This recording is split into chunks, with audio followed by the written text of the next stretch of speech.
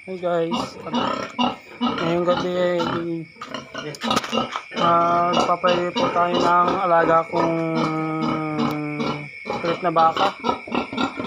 Ito po ay si Blessings.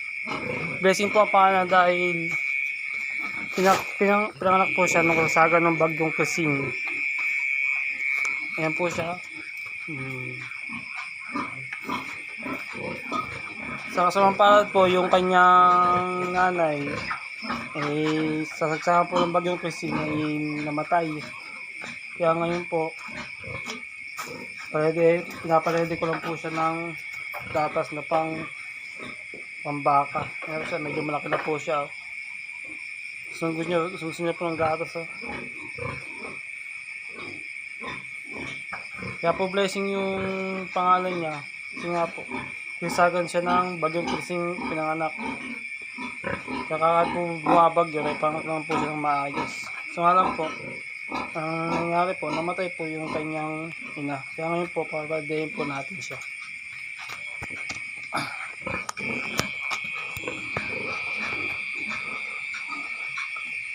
Kaya po, padehin po natin yung ating alagang baka.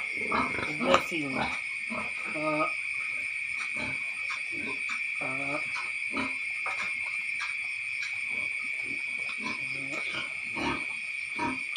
Ito nyo po, sa lalipad niya po, malakas na po siyang dumili.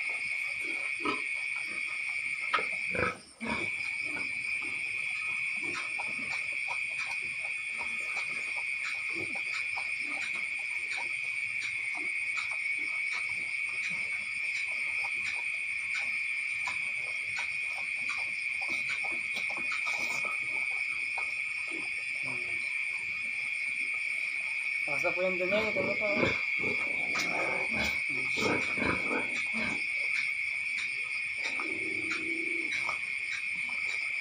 Sa araw-araw po ay nakaka-ready siya ng 4 hanggang 5 litrong gatas.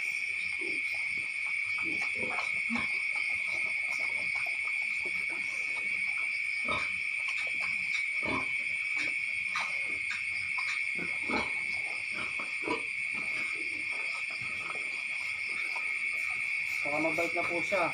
Sanay na po siyang tawagin. Baby Blessing.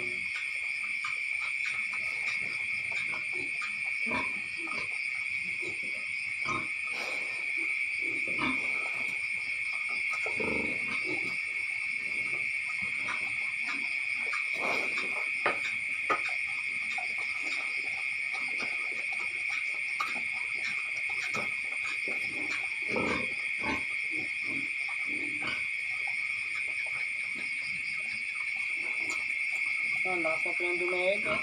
Saglit niya na po naubos yung 1 litrong gatas.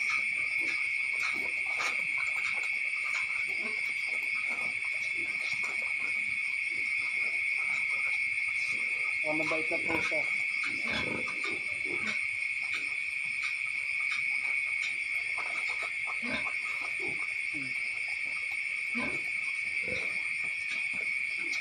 Sanay na po siya sa mga himas-himas. Masarap ang pumabusin, ha?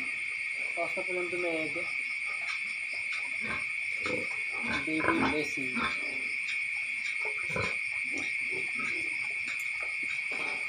Ito ngayon po, mga kasama niya dito baboy.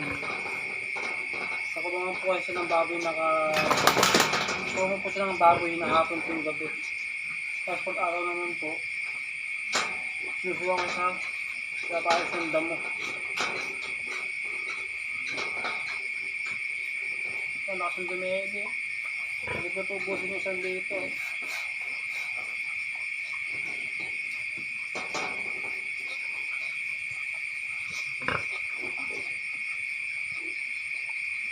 Ito po, ubos na po. Pero parang gusto pa niya. What? Bukas naman. Bukas naman ulit. Kaya pang makatulog ka, gabi na. Ibay po niya. Pasok yung dumede.